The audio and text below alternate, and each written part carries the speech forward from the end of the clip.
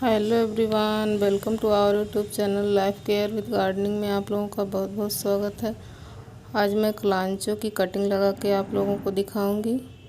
ये देखिए, सर्दियों में इसमें फ्लावरिंग बहुत हुई। उसके बाद मैंने उसके सूखे फ्लावर्स को कट नहीं किया था, क्योंकि उसमें देखा हमने तो छोटी छोटी पत्तियाँ फूलों के ऊपर बन रही थी, इसलिए हमने उसकी सूखे फूलों की कटिंग नहीं किया, तो उसमें छोटे छोटे से प्लांट निकल आए हैं। अब हम इनको लगा के दिखाएंगे कि किस तरह से एक कलांचो के प्लांट से अधिक प्लांट तैयार किए जा सकते हैं। तो अगर आप लोगों के घर में भी कलांचो का प्लांट है तो उसके सूखे फ्लावर्स की कटिंग मत कीजिए, उसके ऊपर इस तरह से बहुत सारे छोटे छोटे प्लांट बन जाएंगे और उसको फिर कट करके लगा दीजिए और उससे बहुत सारे प्लांट तैयार हो जाएंगे। तो इस तरह से आप पहले उसको प्लांट से कट कर लीजिए, फिर उसके बाद उसको लगाइए। ये देखिए, इसमें अभी भी एक फूल निकला हुआ है, अभी भी इक्का दुक्का फूल निकल रहे हैं किसी किसी में। तो लेकिन अब मौसम है इसके लगाने का, तो इस समय कटिंग लग जाती है, इसीलिए मैं इसको लगा रही हूँ। इसकी फ्लावरिंग का इंतज़ार नहीं करना है। अब इसको मैं लगा दूंगी, जिससे अब की सीज़न में सर्दी के लिए और अधिक प्लांट तैयार हो जाए। क्योंकि मेरे पास ये एक ही प्लांट था, इसको भी मैंने कटिंग से ही ग्रो किया हुआ था और इसके फ्लावर बहुत अच्छे लगते हैं। रेड कलर का है ये। अब इसके लिए हमने मिट्टी तैयार की है, जो वो पहले से ही तैयार कर लिया। इसमें 50% हमने रिवर सैंड मिलाई हुई है और 50% गार्डन की नॉर्मल सॉइल, जो कि गार्डन की नॉर्मल मिट्टी होती है। दोनों को एक में मिक्स करके हमने इसमें भर लिया है और इसी में हम अपनी सारी कटिंग लगाएंगे। 50% रेत और 50% मिट्टी दोनों मिला के अगर आप कटिंग को लगाते हैं तो कलांचो की कटिंग चलने में बहुत आसानी होती है, बहुत अच्छे से चल जाता है। क्योंकि ये सैकुलेंट प्लांट है, इसके लिए रेत ज़रूरी होता है। देखिए, इतना दबा देना है मिट्टी में, बस ज़्यादा नहीं, बस थोड़ा थोड़ा सा इस तरह से लगा देना है। तो इस जितनी कटिंग हमने लिया हुआ है इतनी सारी कटिंग अब हम इसी में लगा देंगे। उसके बाद फिर पानी डालेंगे। और कुछ कटिंग हमने पहले ही लगा लिया था, उसमें जो है रूट्स बन गई हैं। इसको लगाने के बाद अभी हम उसको भी दिखाएंगे कि किस तरह से उसमें रूट निकल आई हैं। जब पहली बार हमने 4-5 लगाया, जब उसमें रूट बन गई, उसके बाद हम इसको लगाएं। इसी तरीके से उसको भी हमने लगाया हुआ था और उसी तरीके से इसको भी लगा रहे हैं। उसमें भी हमने 50% रेत मिलाया था और 50% मिट्टी, और इसमें भी हमने 50% मिट्टी और 50% रेत मिला के लगा रहे हैं। जो भी सैकुलन वैरायटी के प्लांट होते हैं उनमें रेत मिलाना बहुत ज़रूरी हो जाता है, क्योंकि रेत मिलाने से वो जो पानी अधिक हो जाता है तो पानी ये सोख लेते हैं। वैसे इसमें पानी ज़्यादा नहीं डालनी चाहिए और रेत मिलाने से इनकी कटिंग ईजिली चल जाती है। वैसे तो ये पत्तियों से भी इसकी कटिंग लग जाती है, बस एक पत्ती अगर हम लोग लगा देते हैं तब भी ये प्लांट, उसमें से भी प्लांट निकल जाता है। लेकिन हमारे पास प्लांट तैयार हो गए, छोटी छोटी डालियाँ बन गई हैं, तो उसमें प्लांट ही तैयार हो गया है, तो हम इसीलिए इनकी पत्ती नहीं लगा रहे हैं, इसकी डाली ही लगा दे रहे हैं। जो पत्तियाँ टूट गई हैं उसको भी हम इसी में लगा देंगे। लेकिन जब प्लांट तैयार हो गया है तो पत्तियाँ लगे ना लगे, वैसे प्लांट इस तरह से तैयार हो गए हैं। तो हम लगा रहे थे, तो हमें लगा कि आप लोगों को भी दिखा दें, क्योंकि आप लोगों के घर में अगर हो ये प्लांट तो आप इसके फूलों को सूखने के बाद इनकी कटिंग ना कीजिए। अगर कटिंग नहीं करेंगे तो इससे बहुत सारे प्लांट तैयार हो जाएंगे। पत्तियों को लगाने से भी प्लांट तैयार हो जाते हैं। जो भी पत्तियाँ बची हैं हम इसी में इसे दबा देंगे जो टूट गई हैं, और प्लांट तो तैयार हो ही रहे हैं। कुछ प्लांट लगाया है हमने, वो लग चुका है, कुछ पहले लगा दिया था और कुछ अब लगा रहे हैं। तो बने रहिए आप लोग। कैसे लगा रही हूँ और किस तरह से इसमें पानी डालना है, कैसे कैसे क्या क्या करना है, सारा प्रोसेस मैं इसमें बताऊँगी। और जिस तरह से मैं बता रही हूँ उस तरह से आप लोग अगर इसकी कटिंग की केयर करेंगे तो सारी कटिंग चल जाएंगी और बहुत सारे प्लांट तैयार हो जाएंगे। और इसमें अधिक वाटरिंग नहीं करनी है।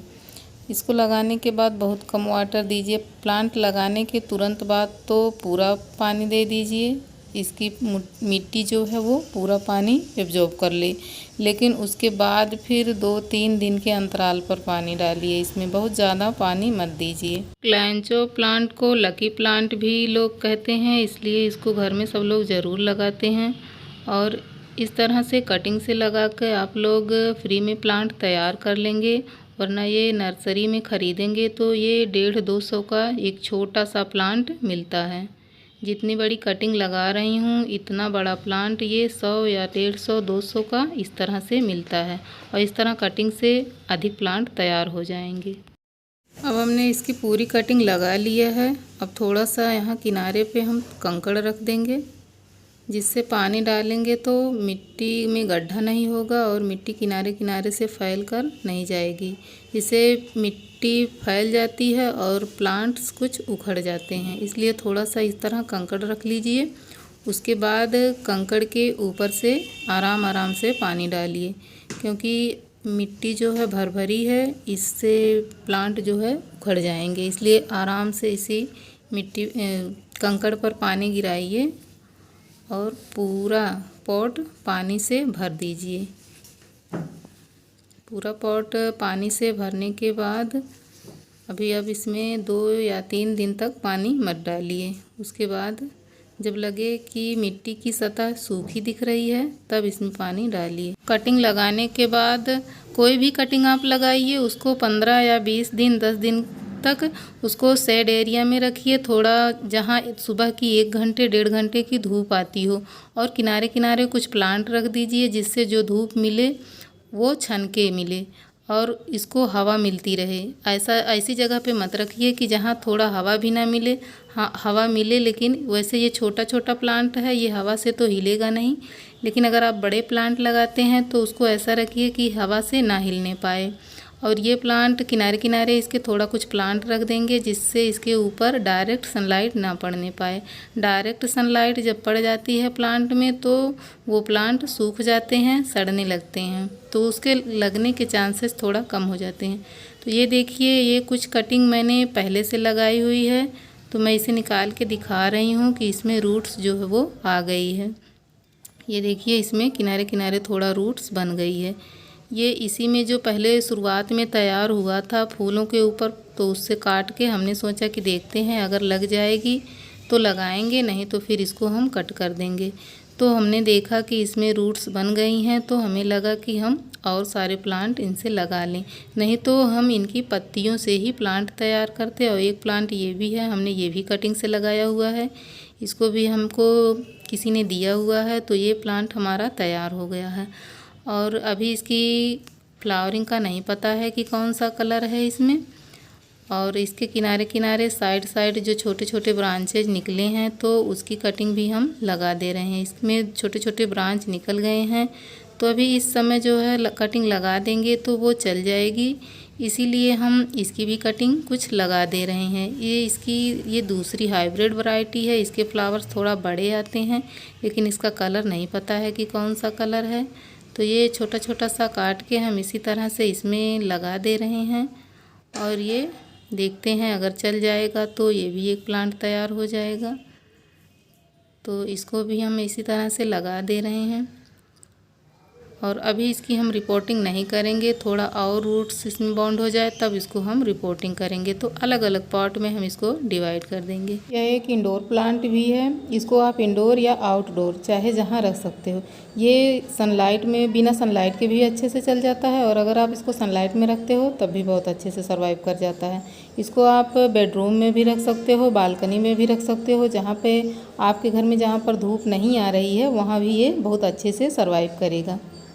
अगर आप लोगों के घर में सनलाइट नहीं आ रही है तो भी आप इस प्लांट को लगा सकते हो और अच्छी सी फ्लावरिंग पा सकते हो, क्योंकि इसमें फ्लावरिंग भी बहुत अच्छी आती है।